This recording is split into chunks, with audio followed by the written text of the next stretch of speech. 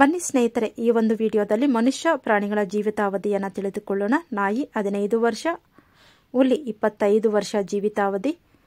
ಸೊಳ್ಳೆ, ಹೆಣ್ಣು ಸೊಳ್ಳೆ ಬಂದು 42 ರಿಂದ 56 ದಿನ ಜೀವಿಸಿರುತ್ತೆ. ಗಂಡು ಸೊಳ್ಳೆ 10 ದಿನ ಜೀವಿಸಿರುತ್ತೆ.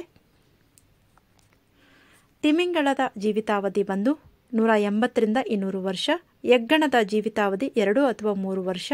ಬಾವಲಿಯ ಜೀವಿತಾವಧಿ 40 ವರ್ಷ. ಆಮೆಯ ಜೀವಿತಾವಧಿ 150 ವರ್ಷ.